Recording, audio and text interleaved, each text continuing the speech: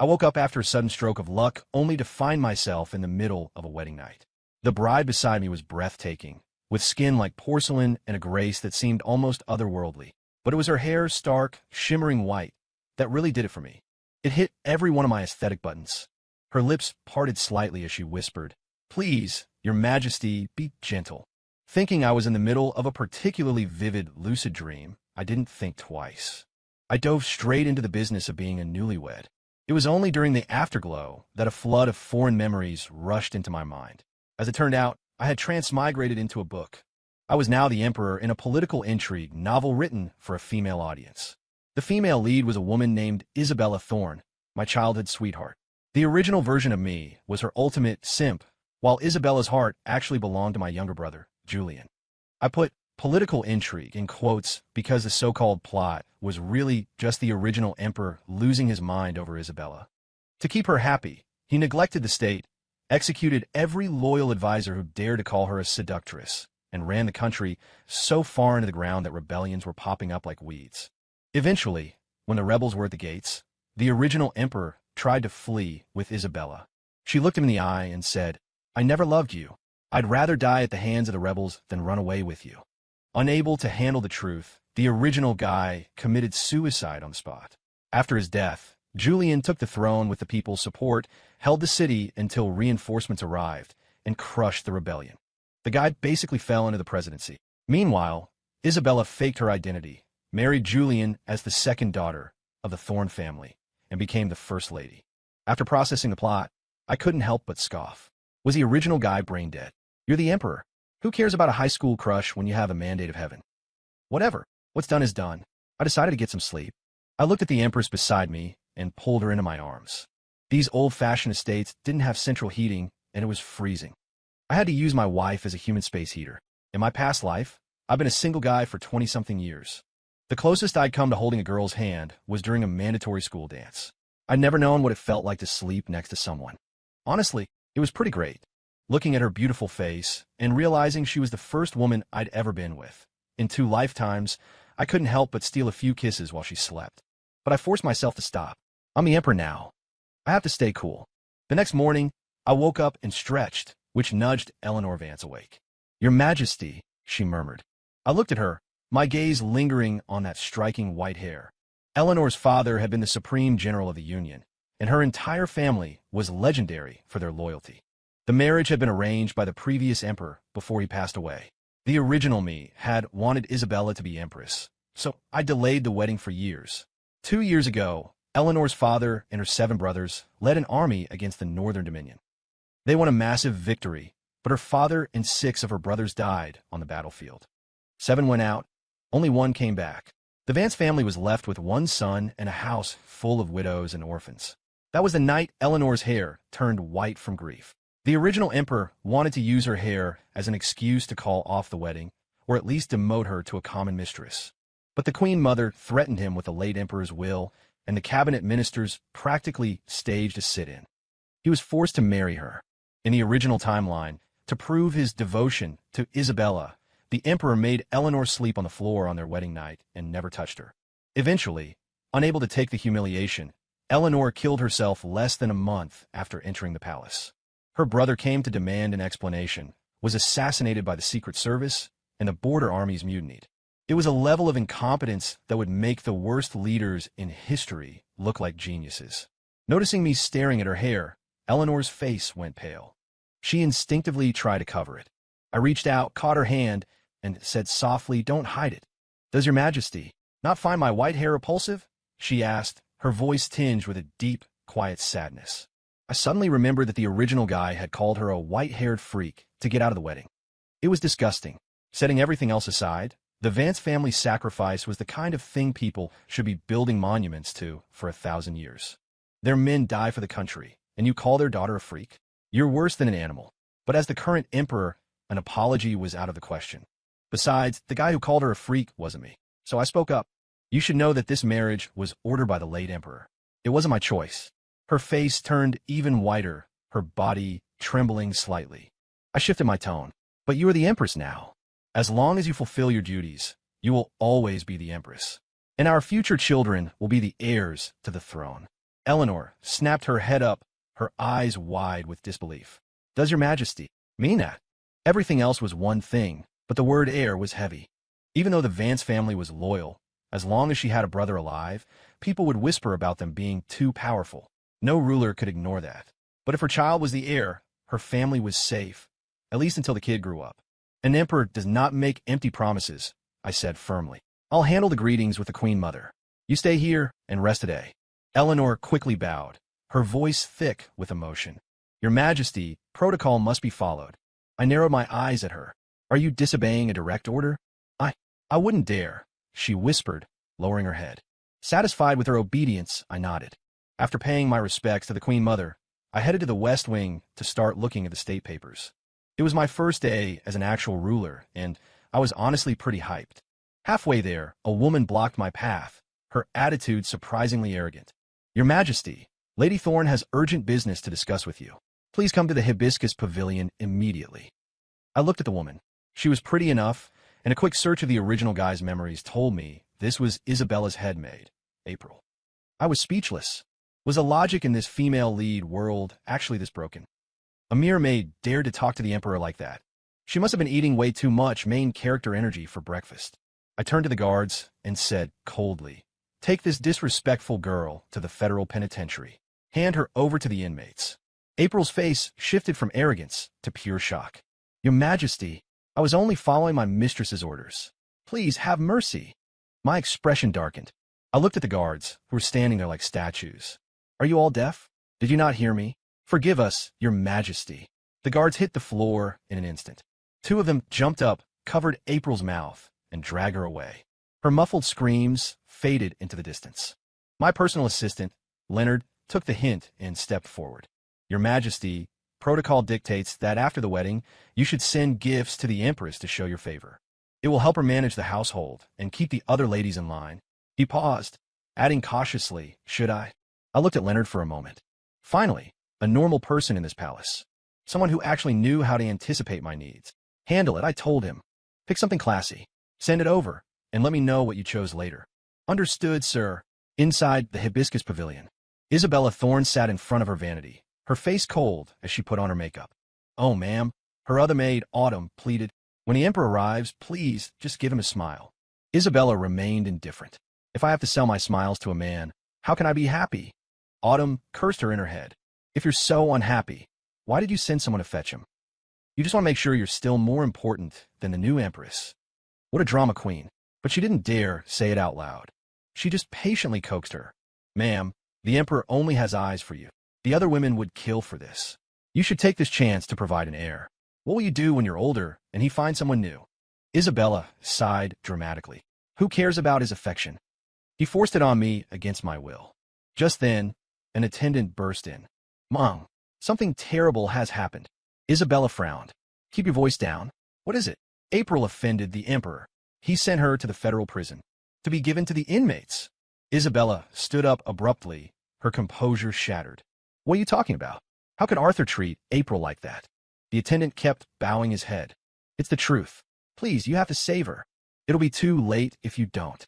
Isabella marched out of the room. After she left, Autumn turned to the attendant and whispered, You, in April. The attendant lowered his head, blushing, but his eyes were full of worry. I was in the West Wing, going through piles of documents.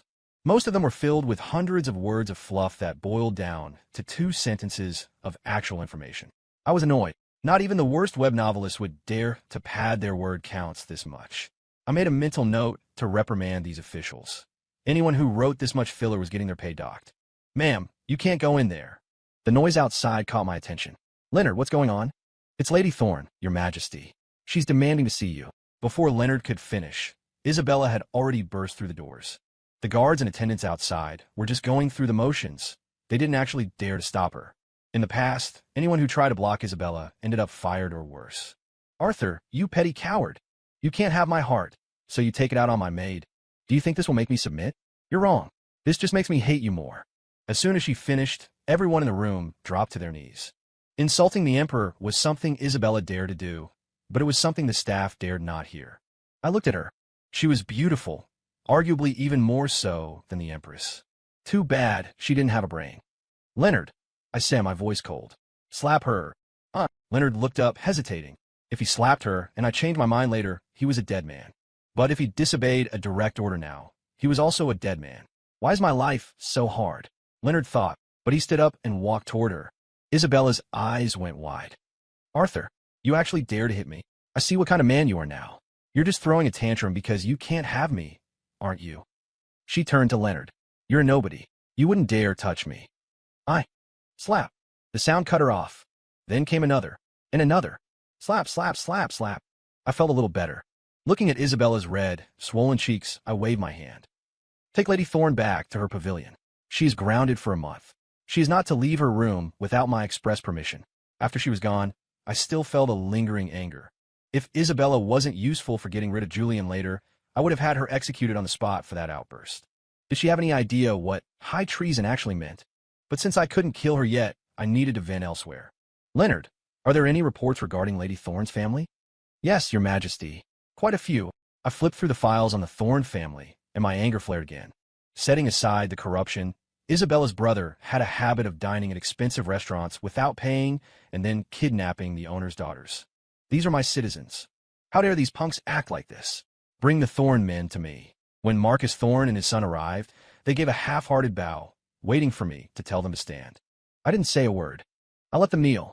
Eventually, I grabbed a dozen reports and threw them at their feet. Lord Thorne, these are the charges against you and your son. Take a look. Is there anything in here that isn't true? Marcus glanced at the papers.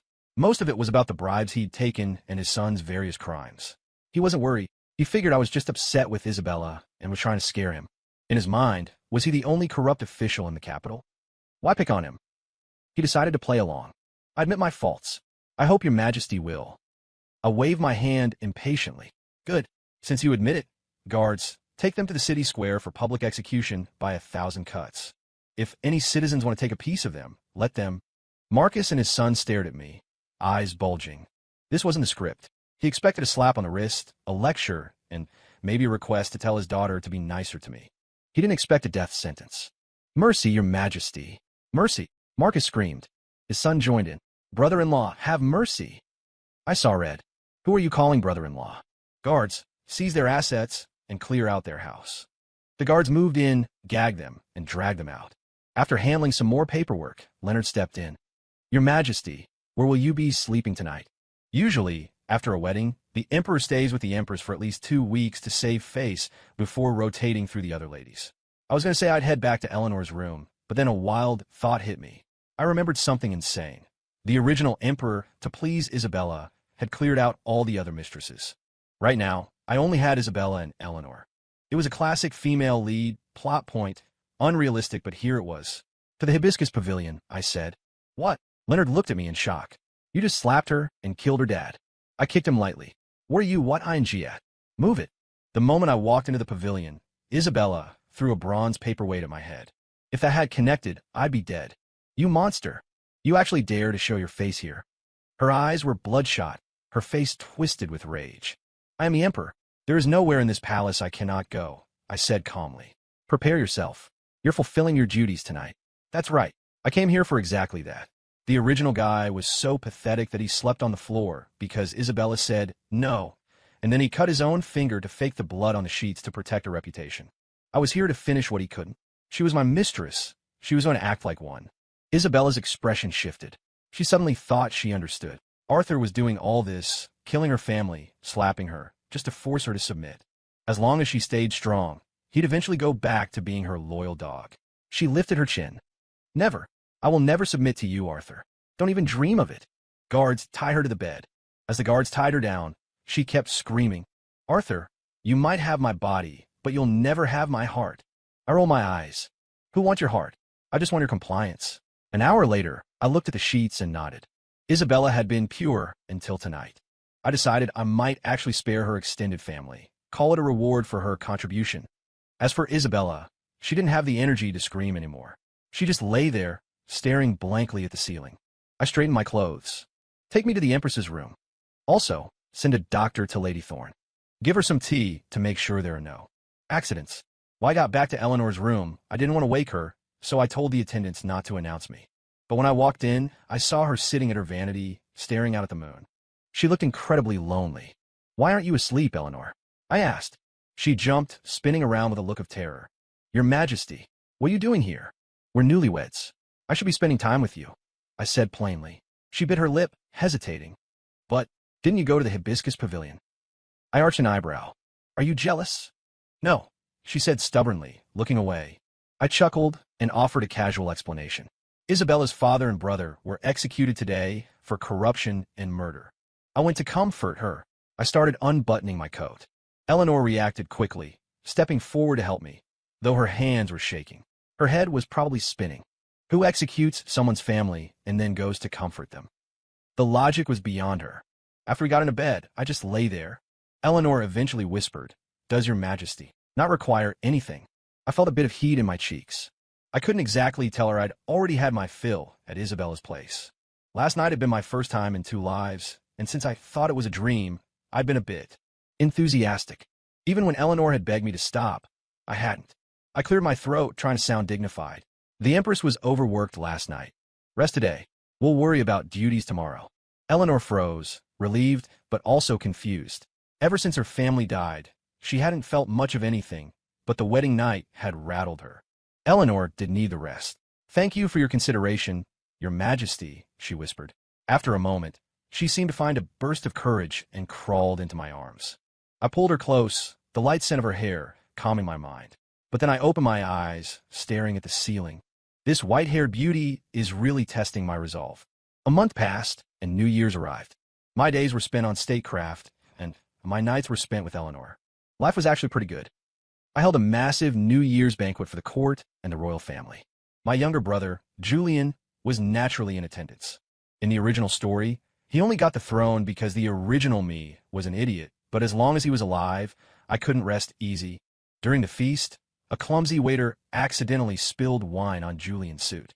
I acted concerned and told an attendant to take him to a side wing to change. While Julian was changing, a hushed voice came from outside the door. "Prince Julian." Julian looked out and saw Isabella's maid, Autumn, looking around nervously. He frowned, made sure no one was watching, and whispered, "Autumn, what is it?" "Prince, my mistress needs to see you. It's urgent." Julian hesitated. He knew Isabella was in a bad spot. I wasn't her puppet anymore, and I'd killed her family. She was yesterday's news. No matter how pretty she was, it wasn't worth the risk. But then he thought, if I refuse, she's so unstable she might tell Arthur about our past. That would ruin everything. Autumn added a final threat. "Mistress says if you don't come, she'll tell the Emperor she gave herself to you long ago." Julian went pale. Isabella had been obsessed with him, but he'd always kept her at arm's length to avoid a scandal that would ruin his path to the throne. She was trying to frame him. "She's insane," he muttered. He figured she'd lost her mind because of her family's death. He had to calm her down, or she'd drag him into the grave with her. He followed Autumn to the hibiscus pavilion. The moment he walked in, Isabella threw herself into his arms, sobbing. "Julian, you have to avenge me. That tyrant killed my father and sent my mother to the workhouse. He's a monster." Julian patted her back, his voice smooth and comforting. "Isabella, don't worry. I'll get revenge for you. But you have to be patient. When the time is right, I'll take his head myself." Isabella looked up at him, teary-eyed. "Do you mean it, Julian?" "Of course. When have I ever lied to you?" "I believe you," she whispered. Then she started unbuttoning his shirt. "Julian, that tyrant ruined my life. I want to ruin his. Make me yours." Julian wanted to say no. The party was still going on, and he'd been gone too long. But looking at her, a dark impulse took over. He couldn't help himself. He pulled her close and started responding. Just as they were in the middle of it, the doors were kicked open. "Julian, how dare you sleep with a member of my household? Do you think I'm a joke?" I roared. Guards poured into the room, surrounding the half-dressed pair. I walked in, followed by a crowd of officials and other mistresses. Leonard slipped in behind us and extinguished a scented candle that had been burning in the room. As the scent faded, Julian's head cleared instantly. He saw Autumn standing right next to me. Isabella stared at her maid. "Autumn, you." Autumn looked down. "I'm sorry, Mung. I had to. Your Majesty only killed your father and brother. He spared the rest of your house. But you wanted to betray him? That was too much." Isabella was shaking with rage. Julian, realizing he was caught, dropped to his knees. He knew when he was beaten. "Brother, mercy. I was possessed. Please spare my life."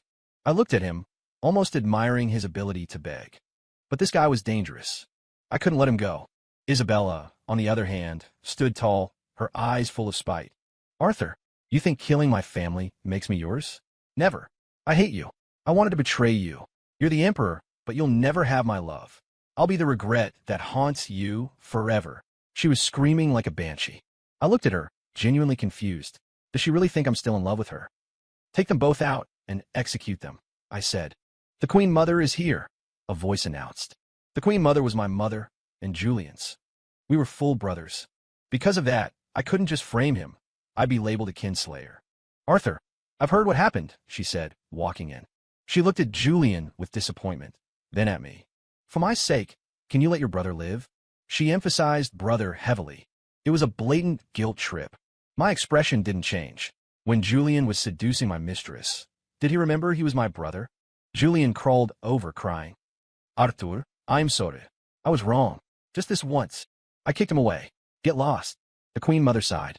Arthur, I'm begging you. He knows he messed up. Can't you just give him a chance? In our society, respect for parents was everything. Her saying begging was the ultimate moral blackmail. I sighed. This was the downside of being the boss. He won't die, I told the guards. But he will be castrated. Julian's face went white. Mother, no.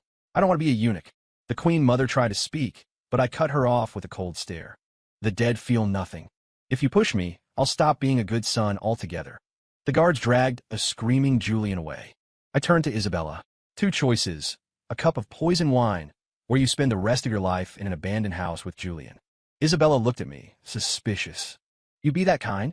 I nodded, curious to see if they'd still be soulmates when they were locked in a shack together. The decree was final.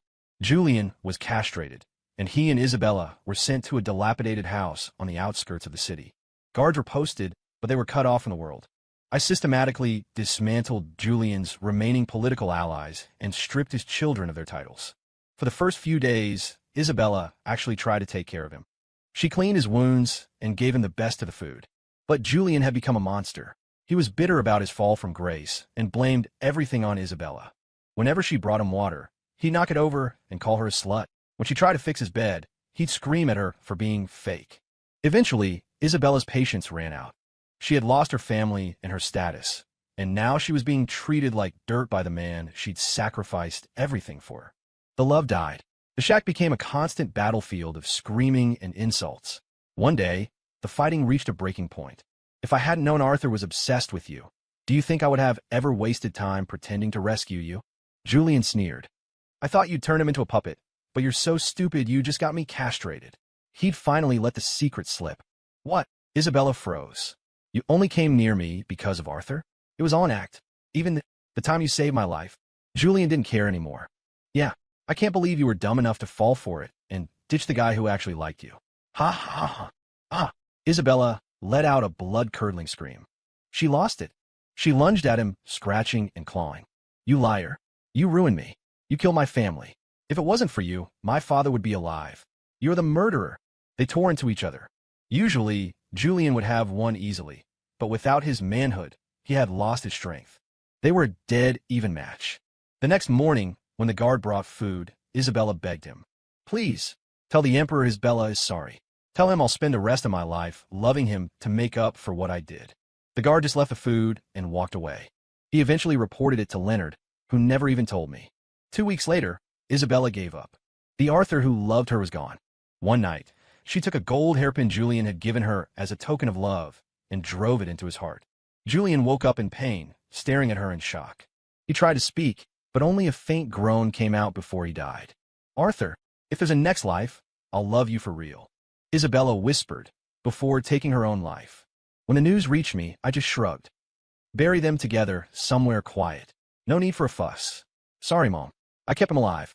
What happened after that isn't on me. I went back to my favorite hobby, stroking Eleanor's white hair. It was more relaxing than petting a cat. Eleanor's perspective, the afterward. The wind in the capital always feels like it's made of ice. Even in the spring, it cuts through the palace walls. Before I even finished mourning my father and brothers, I heard the rumor. Arthur had called me a white-haired freak. I knew then that he hated me.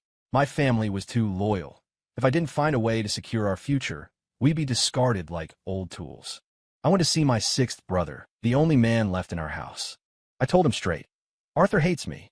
Today he calls me a freak. Tomorrow he frames our family for treason. Let's lead an uprising. We'll put someone new on the throne to save our name. My brother was horrified. That's madness. We are loyal subjects.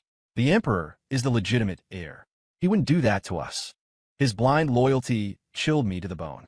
He believed in the code of the night and the word of kings, but he didn't see the poison in the court. I tried to convince him, but he wouldn't budge. He wouldn't let a century of Vance family honor be ruined by him. So, I tried another way. I reached out to my sisters-in-law and asked them to use their family's influence to pressure Arthur into the marriage. I had a backup plan. If Arthur really was as cruel as the rumors said, I'd marry him and then take my own life. I'd use my blood to show my brother that blind loyalty leads to the grave. On the wedding night, the crown felt like a lead weighed on my head. I waited for the cold, hateful man I'd heard about. But when he touched my hand, I saw something else in his eyes. Desire. It wasn't the submissive longing of a boy. It was the raw possessiveness of a man. The rumors said he'd cleared the palace for Isabella, but the way he looked at me, he liked me. At least he liked my body. For a second, I hoped. Maybe the rumors were wrong, but the next morning, he crushed that hope. He told me the marriage was forced and not to expect his love. My heart sank, but then he promised that I would always be empress and my child would be the heir. The heir. Those words were a lifeline. If my child became the leader of this country, the Vance family would be safe for 18 years. That was enough time to build my own power base and, if necessary, stage a coup. I thought about trusting him, but then I heard he'd gone to Isabella. My hope was doused in cold water again. Was anything he said true? Then he came back that night. He told me he'd killed Isabella's family because they were criminals. I couldn't understand him. He slept with her, then killed her father. He hated me, but promised me the world. This Arthur was deeper and more dangerous than I ever imagined. But as the years passed, I realized something. My husband was a different person. There was no other explanation for his behavior.